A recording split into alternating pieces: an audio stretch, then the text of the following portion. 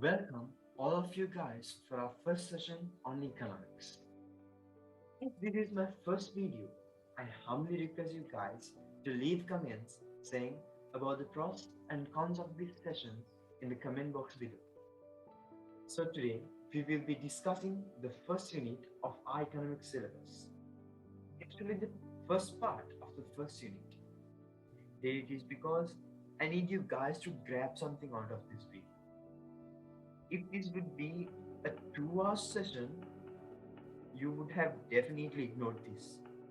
So guys, if I'm too fast in my process of teaching, please pause the video, play back the thing, and jot down some points which you think is really important. So without delay, let's start our session.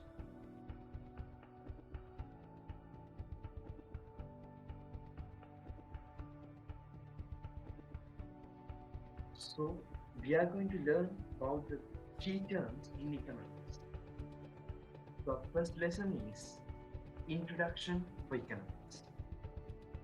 I want you guys to keep this in your mind first. Just ignore what you got for commerce in your O-levels and think that you are going to do your best in your A-levels. So, before learning economics, guys, we should know what does economic really means. So, our first question is, what is economics? Because I think you have heard something is well like arts and sciences. Guys, arts are things which does not prove or disprove anything. But guys, the sciences are things which prove or disprove the things with real world evidence through observation and experiment. So guys, if you see the screen, you can see economics is a science which studies about the choices or selections of people. Economics is a science which studies about the choices or selections of people. Guys, what are these choices or selections of people? And when people try to cope up with limited resources to satisfy their unlimited wants, they make choices. The study about those choices are known as economics. What are these limited resources, unlimited wants? No, just take it easy. Well, resource, limited resources. We consider resources as limited in economics. We will be discussing about the resources in the further lessons, but for now, just keep in mind we consider the resources are limited due to the scarcity. Economic resources are always limited. Okay, the limitedness of resources compared to unlimited funds is known as scarcity. Resources are limited due to scarcity. Then what is scarcity? Scarcity is the limitedness of resources compared to unlimited bonds. Thus, then what is unlimited bonds? Unlimited bonds, because bonds are the things in the different ways we satisfy needs. Different ways of satisfying needs are called bonds. We think that if the need is clothes, the bonds are jeans, denims, frocks, shirts, t-shirts, and furthermore. They are unlimited. According to your preference, you choose something. So the bonds are unlimited. So when people try to cope up with limited resources to satisfy their unlimited wants, they make choices. The study about those choices are known as economics. Okay? Next, guys, economics are of two types: microeconomics and macroeconomics.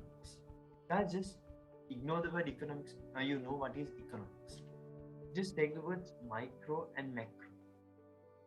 Guys, what is micro and macro? If you think, guys, is micro is considered to be something small. Macro is large. The microprocessors, micro oven. See, the word micro indicates the word small. So guys, then what's microeconomics? If you see the screen, you can see microeconomics is the study of the behavior of individual economic variables.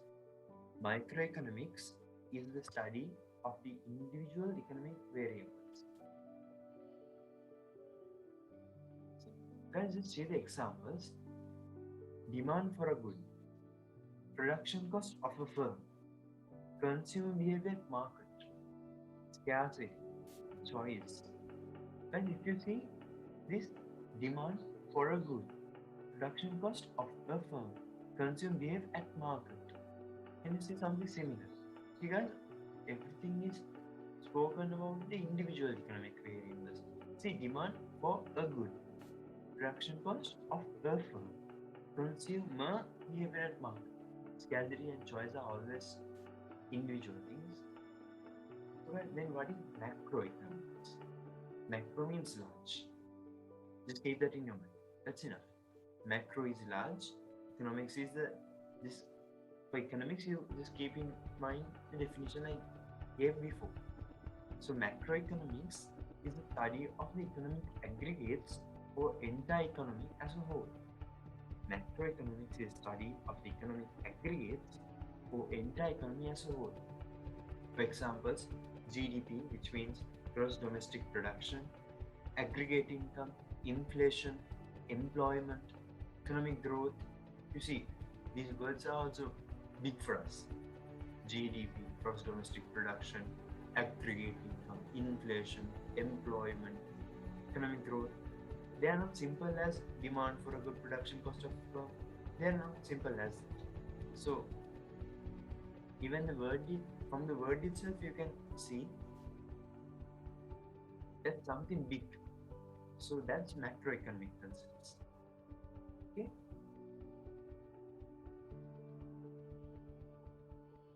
So guys, in this subject, special priority is given for the explanations and analysis and predictions about the economic behavior patterns. So there are two main types of statements taken for this analysis. First one is positive economic statements and second one is normative economic statements. So guys, what are these positive economic statements and normative economic statements? Guys, positive economic statements are statements which can be verified with real world data, whereas normative economic statements does not prove anything with real world evidence. They are statements what ought to be or what should be. Those are just personal value judgments. Once again, if I say positive economic statements are statements that can be verified with real world data, whereas normative economic statements are statements which cannot be verified with real world data. They are statements what ought to be or what should be. But if we take the differences between positive economics and normative economic statements, positive economic statements explains the reality, whereas normative economic statements explain the personal value judgments.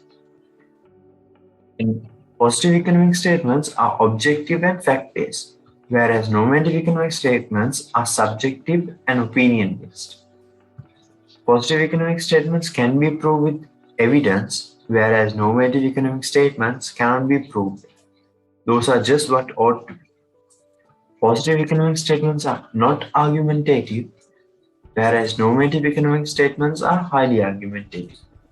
So if we take some examples for positive economic statements, just take positive relationship exists between money supply and price level. You guys will learn the theory in the future. For the moment, if I say, I'll take a simpler example.